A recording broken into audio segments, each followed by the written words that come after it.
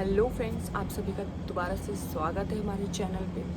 और आज मैं आपके लिए एक ऐसी कहानी लेकर आई हूँ जो आपको भी सोचने पे मजबूर कर देगी कि ऐसा भी हो सकता है। ठीक है, तो आप मुझे बताना कि आपका पॉइंट ऑफ व्यू क्या है। एक लड़का है, ये इटली की स्टोरी है। आज भी वहाँ के जो केस की फाइल है उसमें ये रजिस्टर्ड है। ठीक है, एक लड़का है, उसके डैडी है, मम्मा है और उसके भाई बहन है। ठीक है, तो बड़ी ही एक वेल एजुकेटेड और वेल सेटल्ड फैमिली है। ठीक है, उनका एक बहुत बड़ा घर है, बहुत ही एक बंगलो टाइप उनका घर है। ठीक है, किसी चीज़ की कमी नहीं है उनके पास और वो बहुत ही खुश हैं। ठीक है, उनके फादर का खुद का बिजनेस है, बहुत ही अच्छी, मतलब मैंने आपको बताया ना, हर तरीके से एकदम बेस्ट और अच्छे लोग हैं।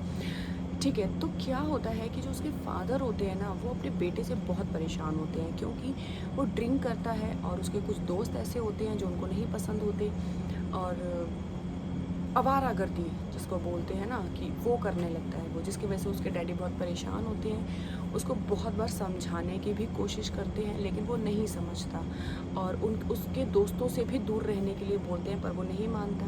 तो कहीं ना कहीं डेली इस बात को लेके उसके घर में उसके डैडी से बहस होती थी और कई बार उसके डैडी उस पर हाथ भी उठा देते थे। तो ये सब उनके घर में ना डेली का हो गया था। ठीक है, अब क्या होता है कि एक दिन उनकी फैमिली रात में अच्छे से सोती है लेकिन सुबह उठती नहीं है। ठीक है, क्या होता है, सिर्फ वो लड़का उठता है और वो बाहर जाके शोर मचाता है कि मेरे घर में सबको मार दिया गया है, कोई मेरे घर में घुसा और उसने सबको मार दिया। तो आस पड़ोस के लोग आते हैं, देखते हैं और वो चीज़ देख के सभी एकदम सन्न रह जाते हैं क्योंकि उसके भाई बहन और मॉम डैड जो हैं वो उनकी लाशें उनके बेड पे पड़ी हुई होती हैं जैसे कि उनको किसी ने गोली मारी हो, और गोली भी उनको सोते पर मारी हो क्योंकि वो बड़ी ही आराम से लेटे हुए हैं। ठीक है, इस तरीके से, मतलब प्रॉपर जैसे कोई इंसान सोता है इस तरीके से उनको किसी ने गोली मारी है। तो भाई आस पड़ोस के लोग पुलिस को बुलाते हैं और पुलिस आती है। पुलिस ये सभी केस देख के वो ये सोचती है कि किसी की इनकी फैमिली से दुश्मनी है, इसलिए उसने ये दुश्मनी निकाली है। तो वो उस लड़के को अपनी कस्टडी में ले लेती है, मीन्स उसको एक सिक्योरिटी दे देती है कि अब जिन्होंने भी ये किया है वो इस लड़के को भी मारने की कोशिश करेगा और हमें इसको सिक्योरिटी देनी है, इसके ऊपर कोई भी प्रॉब्लम नहीं आनी चाहिए। लेकिन जब पुलिस आस पड़ोस के लोगों से बात करती है और इस केस को बहुत रीड करती है, इसके ऊपर पूरी स्टडी कार्रवाई करती है जब इसके ऊपर, तो उनको पता चलता है कि ऐसा इनका कोई दुश्मन नहीं था और अगर कोई दुश्मन होता भी तो वो सबको मार के इस लड़के को क्यों छोड़ देता। ठीक है, और जब आसपास के लोगों से पता चला तो ये पता चला कि इस लड़के का जो नेचर था वो अपने पापा को लेके, अपने पापा के साथ जो इसका रिश्ता था, रिलेशन था, वो ज़्यादा अच्छा नहीं था। इसके डैडी इसको डांटते थे, कई बार इस पे हाथ भी उठा देते थे और इसकी हरकतों से वो बहुत ज़्यादा परेशान भी थे। तो पुलिस को शक जाता है उस पर कि कहीं ये इसने तो नहीं किया। तो वो उसका बयान लेते हैं लेकिन वो ये बोलता है कि नहीं, ये मैंने नहीं किया है और मैं ऐसा क्यों करूँगा, मैं ऐसा क्यों मारूँगा। मैं मानता हूँ कि मेरी आदतें कुछ ऐसी थी पर मैं अपने घर में सबको, और मेरी दुश्मनी पापा से अगर होती तो मैं सिर्फ पापा को मारता ना, मम्मी और भाई बहन को मैं क्यों मारूँगा गोली, मैंने ऐसा कुछ भी नहीं किया है। अब फिर पुलिस के कुछ समझ में नहीं आता, वो फिर से इन्वेस्टिगेशन में लग जाती है। लेकिन इस दौरान वो एक चीज़ कैच करती है, वो क्या, वो ये कि जो वो लड़का है वो बार बार अपना बयान बदल रहा है। कभी बोलता है कि वो घर पे ही नहीं था, कभी बोलता है कि वो घर पे सो रहा था, उसको पता ही नहीं चला ये सब कुछ हुआ। कभी वो बोलता है कि उसने आवाज़ें सुनी, कि उनके घर में घुसा, वो छुप गया जिसकी वजह से वो बच गया। तो वो बार बार अपने बयान चेंज कर रहा है, ऐसा क्यों कर रहा है। तो पुलिस को उस पर शक होता है और फिर वो उसको कस्टडी में लेके उसको उसके ऊपर कुछ चार्जेस लगाती है और सख्ती से उससे पूछती है कि देखो सच बता दो क्या है। ठीक है, सारे बयान बताने के बाद, बार बार बदलने के बाद वो एक नतीजे पे पहुंचता है और उस पर वो टिका रहता है। वो ये बोलता है कि हाँ मैंने ये किया पर मैंने ये नहीं किया। उसका कहना ये है कि उसके घर में कुछ एक ऐसी एबनॉर्मल चीज़ें हैं, कोई ऐसी शक्ति है जिसने उसको कंट्रोल किया, उसके माइंड को कंट्रोल किया और उसने उससे ये सब कराया। उसका कहने का मतलब ये है कि मैं सो रहा था, मैं अपने आप उठा, मैंने गन निकाली और मैंने सबको मार दिया।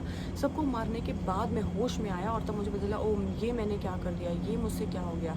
मतलब ये सब मैंने करके भी मैंने नहीं किया और मैं बहुत डर गया जिसकी वजह से मैंने शोर किया और बाहर के लोग आए, उन्होंने आपको फ़ोन करा। सोचिए अगर मैं ही सबको मारता तो मैं वहाँ से भाग नहीं जाता, मैं लोगों को क्यों बताता। ये मैंने किया है, मेरे हाथों से ही मैंने गोली मारी है, लेकिन ये मुझसे किसी अदर पावर ने, किसी शक्ति ने कराया है, मैंने नहीं किया। लेकिन आप तो जानते ही हैं कि पुलिस इन चीज़ों को नहीं मानती है और उसको सज़ा हो जाती है और उसको उम्र कैद की सज़ा हो जाती है। फिर क्या होता है कि अच्छा, उम्र कैद की सज़ा काटते-काटते वो 50 साल का हो जाता है और जब ये घटना हुई थी तब वो 18 टू 20 के बीच में होता है, 18, 19, 20 इन 3 के बीच में उसकी एज होती है और वो 50 साल का हो चुका है सज़ा काटते-काटते। लेकिन इस बीच पुलिस ने उस केस फाइल में एक चीज़ लिखी, वो क्या थी कि उसके बाद जिसने वो घर लिया, ठीक है, उसने भी इस चीज़ की जो शिकायत है वो दर्ज कराई कि इस घर में 3:30 बजे ऐसा कुछ होता है कि बच्चे अपने आप जग के चलने लगते हैं, बच्चे हवा में उड़ने लगते हैं और कई आवाज़ें आने लगती हैं, चीखों की आवाज़ आने लगती है और ये 3:30 बजे का वही टाइम था जिस समय उस लड़के को किसी ने उसके माइंड पे कंट्रोल करके उसके घर वालों को गोलियां मरवा दी थी। तो पुलिस को कहीं ना कहीं लगा क्या वो लड़का सच तो नहीं बोल रहा है और वो बेगुनाह है, फिर भी वो इतनी सज़ा उसने काट रहा है या उसने काटी, ये तो गलत बात है। लेकिन अब पुलिस करती भी क्या, क्योंकि वो इन सब चीज़ों को बिलीव नहीं करती, वो क्या, अदालत में हमें कोई भी चीज़ प्रूव करने के लिए सबूत चाहिए और उसके खिलाफ हमारे पास कोई सबूत नहीं है, इसलिए हम इसको नहीं मान सकते। फिर क्या हुआ कि उन लोगों ने घर चेंज कर दिया, अब थर्ड पार्टी उस घर में आई। जब थर्ड पार्टी आई तो उन्होंने भी इसी चीज़ की शिकायत दर्ज करवाई। अब पुलिस को लगा कि नहीं यार, ये बच्चा निर्दोष है, ऐसा नहीं होता है। लेकिन जो थर्ड पार्टी थी उन्होंने उस घर में उन भूतों को देखा।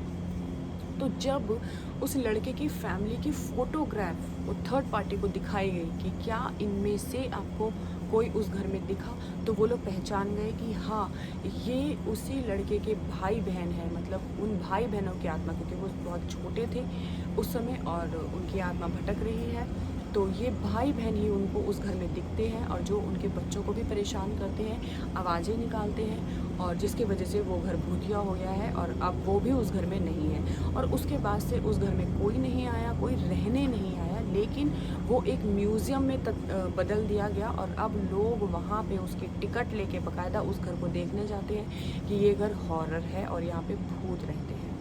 और अभी कुछ ही साल पहले, 3 से 4 साल पहले, अभी उस लड़के की डेथ हो गई है, जो पूरे 50 टू 55 के अराउंड उसकी एज थी और इस बीच उसकी डेथ हो गई। उम्र कैद की सज़ा काटते हुए उसकी डेथ हो गई। तो आपको क्या लगता है कि क्या इसके पीछे क्या सच्चाई हो सकती है कि क्या कोई रियल में अपने पेरेंट्स और अपने भाई बहन को इतनी बेदर्दी से मार सकता है, क्या गोली मार सकता है?